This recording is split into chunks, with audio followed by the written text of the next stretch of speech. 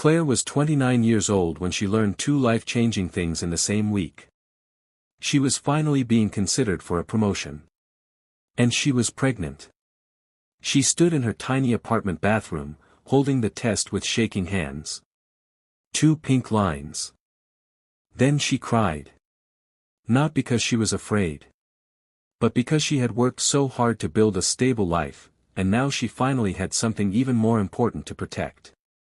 The next morning, she told her husband. He lifted her off the floor, spinning her in the kitchen. "We're going to be parents," he whispered. It felt like the beginning of everything. She had no idea it would also be the beginning of a test. Claire worked for one of the fastest-growing tech companies in the city. She wasn't flashy. She wasn't loud, but she was reliable. The kind of employee who stayed late.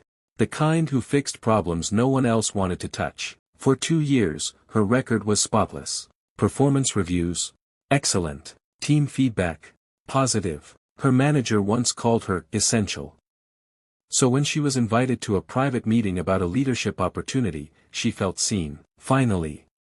A week later, she scheduled a meeting with HR. She wanted to be honest. She believed in transparency. "I just wanted to let you know," she said gently, hands folded on the table, "I'm pregnant." HR smiled. "Congratulations," they said. It felt warm, supportive. She walked out relieved. But 5 days later, she received another calendar invite. Subject line, organizational adjustment discussion. Her stomach tightened. The meeting room felt colder than usual.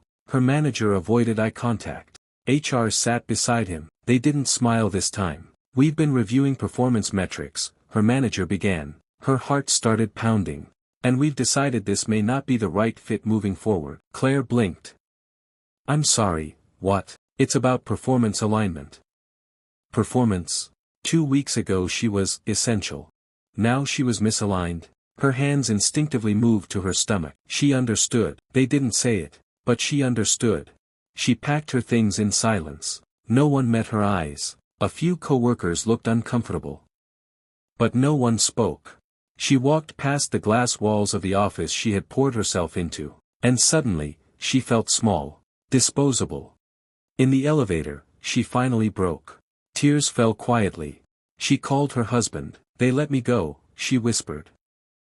"Why?" he asked. She swallowed. "I told them about the baby." Then his voice changed.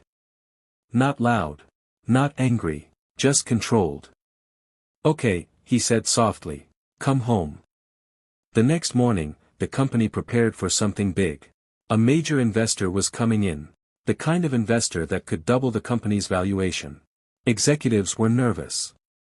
The CEO rehearsed his pitch 3 times. He adjusted his tie. He smiled confidently in the mirror. He loved power. He loved control. He believed he had both. When the investor arrived, the room shifted. People stood straighter. The CEO extended his hand. "Welcome. We're honored." The investor nodded politely. Calm. Observant. They began the meeting. Revenue projections. Growth charts. Expansion plans. Everything seemed smooth. Until the investor placed his phone on the table. On the screen was a photo. Claire. Standing outside the building yesterday. Holding a small cardboard box. Eyes red. The CEO froze. "What is this?" he asked carefully. The investor looked at him. "That's my wife." The air left the room. No one moved. The CEO tried to recover. "I'm sure there's been a misunderstanding." The investor didn't blink. She informed HR she was pregnant. Silence. 5 days later, she was terminated. The HR director shifted in her chair. The CEO cleared his throat. It was performance-related. The investor leaned forward. "You documented performance issues after she disclosed her pregnancy." He slid a folder across the table. Printed emails. Timestamps. Internal messages. Everything. I review companies carefully before I partner with them, he said calmly. And I review their ethics even more carefully. The CEO's confidence began to crack. Within days, a formal investigation began. Legal risk assessments. Internal audits. Board meetings that lasted hours. The story spread quietly among staff. Then louder. Then publicly. The board could not ignore it. The liability was massive. The reputational damage even worse. The same CEO who believed he controlled everything now sat alone in a conference room. Waiting. A week later, he received a calendar invite. Subject line, Executive Review. He walked into the boardroom. The faces were different. Colder. We've determined your leadership has exposed this company to significant legal and ethical risk. The words felt heavy. We believe this is not the right time for you to continue in your role. The same sentence. The same tone. The same corporate calm. But this time. It was for him. He packed his office quietly. A framed award. A watch.